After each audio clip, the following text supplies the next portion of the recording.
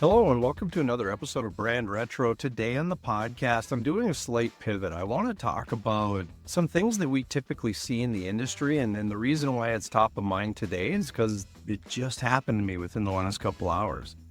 So I stopped into this business to kind of check on some pricing for car detailing and stuff like that, and having a little chat with the owner, he asked me, he said, "Hey, by chance check out our website?" And I said, "Yeah." And he said, "What'd you think?" And I instantly realized that I wasn't so sure he wanted my feedback much more than he wanted me to compliment him on the website. Because he knew I was in the marketing space. He knew we did websites, these kinds of things. So I kind of paused for a minute and I was like, well, I mean, it was fine. I mean, I thought it was a really nice website. And he's like, well, didn't you think X, Y, and Z? And kind of what he was getting at is he kind of felt like his presentation was really elevated compared to everybody else. And I said, well, no offense, but it's fine. It's not, it didn't, blow my hair back or anything, but it was fine. And I said, based on what I saw in the short time I was on the site, I would bet money on the fact that you're probably working with some kind of an agency that resells templates. Like you and 500 other guys probably are running the same template and you have a very similar, website experience and whatnot. Not that's bad by any means, but just so you know, like it's not, I don't know that what you have there is custom built, because I kind of got the impression that he maybe thought it was. And he said, well, I kind of knew that. He said, but the company I work with only exclusively works with these kinds of businesses. And he kind of gave me this, basically the sales pitch that he had gotten when he bought into this plan.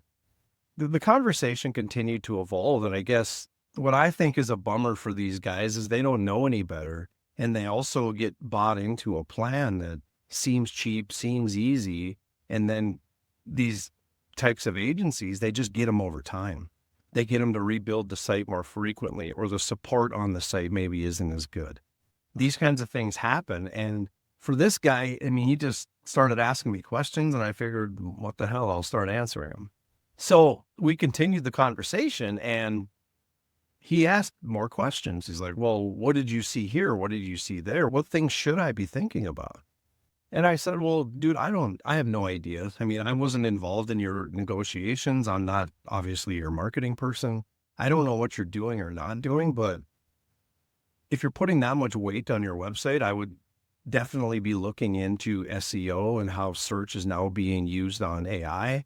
I said I would look at those kinds of things. I would be managing my own Google business profile and making sure that, and this is conversation and negotiation with the company that, they're working with, but I would make sure that you have some ownership. You have some ownership over the content of your website, the data, and you're able to access those things if and when you need them, or if you at some point chose to pivot or go a different direction.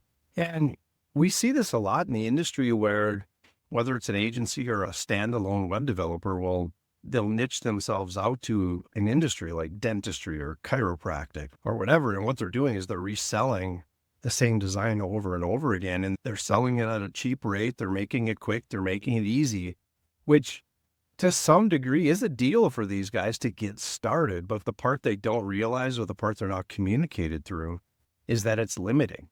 It's that at some point in the process, you're going to want to customize, you're going to want to evolve, or there might be a uniqueness about your business that you want to apply to this web experience.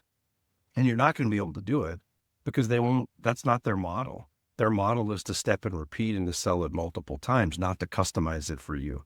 So the point is with this guy, like he started asking me questions and I figured, well, why not answer him? Why not give him a little insight, and why not, see what kind of shakes loose from the conversation? Because like I said, we see it all the time.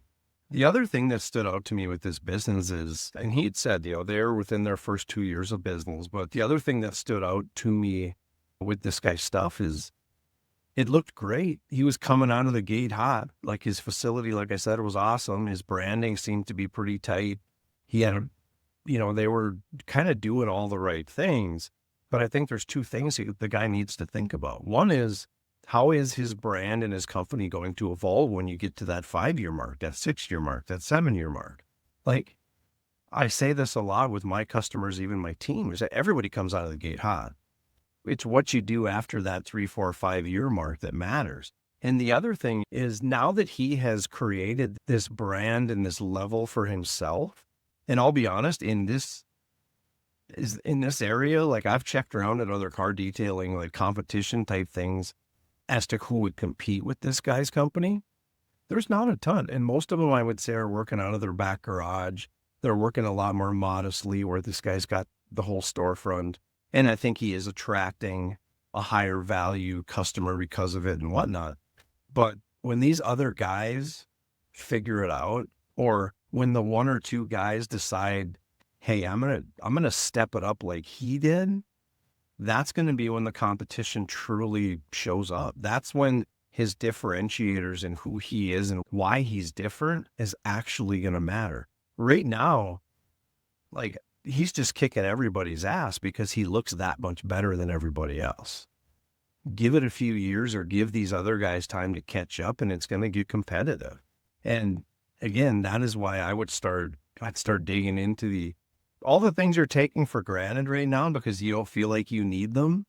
I would be looking at those things and I would start to put plans in place for the long term so that when and if that competition shows up and it becomes more competitive in your industry and in your area, you're already 1 or 2 steps ahead of the competition. He's got a new website. He's got a new facility. They're all wearing matching polos. Like it's kind of like the first day of school. He's got his backpack is crisp. He's got his brand new Vans on and he's looking good, walking tall. It's still there. But as you know, as the school year rolls on, those Vans get a little beat up.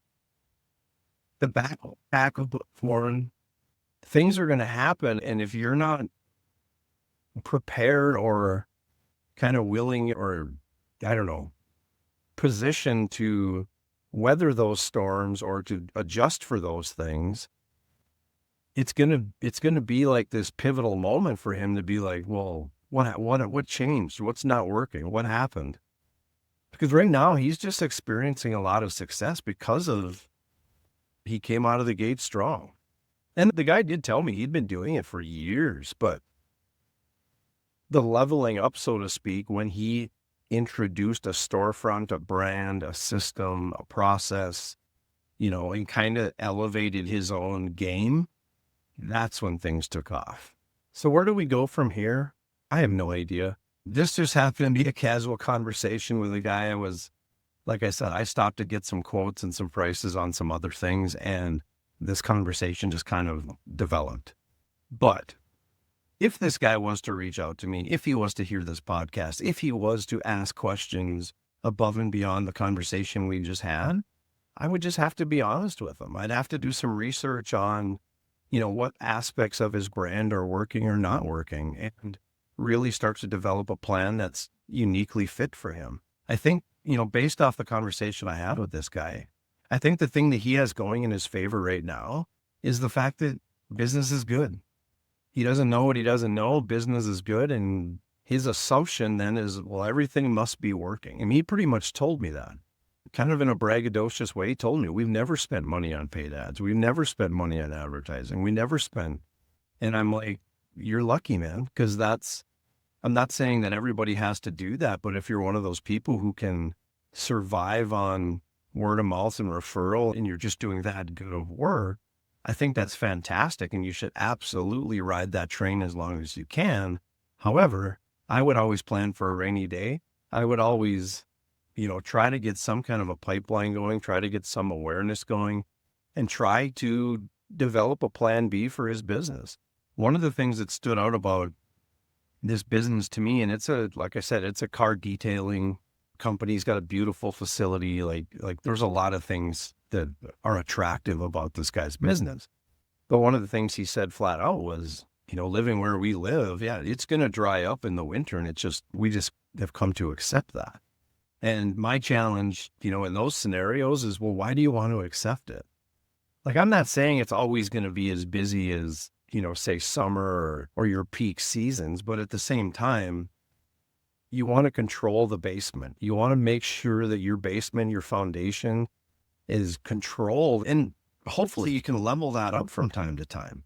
Maybe it's different marketing strategies in the winter. Maybe it's different, some kind of subscription and or customer loyalty package in the winter, whatever.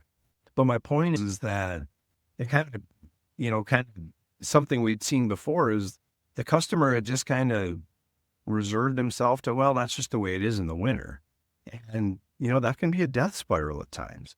So this company he's working with, this marketing company who's providing these services, the website, whatnot, he should be challenging them and they should be working with him to try to build up traffic, even though it's not going to be peak, build up some kind of traffic in that down season so that he continues to kind of control the fate of his business. My message to this guy would be, don't let success today set you up for failure tomorrow. Because although when you're winning, it feels great and it feels like, like I don't really need to change anything because clearly I'm winning, that doesn't last. So like I said, don't let success today set you up for failure tomorrow. Think about any brand, any athlete. When the playoffs and the NBA championships were over, Michael Jordan went right to the weight room for the next year. It's those kinds of things. Now, again, this guy had a lot figured out, but I also got the sense that he was not preparing for that next phase. So if I'm the competitor, look at what this guy's doing, pick it apart if you want, but adapt to some of the things that are working. Again, I'm not implying to do a monkey see, monkey do type approach to this, but I think what this guy's doing well is applicable across the industry, and he's spending time on education. He's teaching clients what the value is, what this information is about, what the differences are, what the packages, might contain that he's offering it within his service. I think just his brand elevation. Now, there's levels to that, how far you want to go, but his brand elevation just brings a polish. So for those who nothing against any of these brands, but there's a difference between Walmart and Target. This guy figured that out within the car detailing industry. He's now the Target or the Macy's or whatever you want to say. He has established himself to look and appear and deliver a next level experience. The other thing is that, collaborate. In the conversations I had with this guy, he talked about, here's what we do in-house, but we got a guy for this and we outsource this and we have a partner for this. This guy has clearly figured out the whole game of, hey, here's what we're good at. Here's what we're going to stick to, but we're also going to have branches and connections to these other services because we know we're going to need them. We know it's going to come up. We know people are going to ask for them. And if they're going to come to us for those solutions, let's be ready to offer them to them right on the spot. So this guy figured that out as well. So again, message to those who might be looking at, leveling up, so to speak. Study the competition. Look at what they're doing. Again, I'm not encouraging you to be monkey see, monkey do, but analyze. Figure out what works. Figure out what levers within your own business, within your own marketing you might be able to pull to move yourself up the line to go from that Walmart experience to Target experience. So what this really comes back to is the conversation I've had in the last 2 or 3 episodes about authenticity. Unfortunately, this guy's got a great business going. He seems to have a good brand. He seems to have a lot of the right things in the right place. I would say the one thing he does not have in the right place is he doesn't have a clear understanding of his uniqueness and his authenticity. Because when I was talking to him, I could sense the fact that he was a little bummed out with us. So I'm not one-on-one. And I think that's important. And I think it was important for him to know that if he wants to set himself apart and truly wants to be unique in his space, you got to stop stepping into that monkey see, monkey do type approach. Challenge your marketing companies, ask them questions, push the envelope a little bit so that whatever box it is you're trying to fit in, that it's uniquely yours. So I'll leave you with this. I have 2 kind of takeaways for this short episode and this experience that I had just this morning. I pretty much summed up the customer side, my insights on what this guy could consider, think of, maybe challenge his marketing team with, possibly even what, if you're a competitor, some things you might want to look at or consider in that, on that side of the coin as well. But I think the second point or the second takeaway for me is that just, if you're out there looking for a marketing solution, you're out there looking at companies who do X, Y, and Z, just know as a general rule, if it's too good to be true, it probably is. In that, it's not a light switch.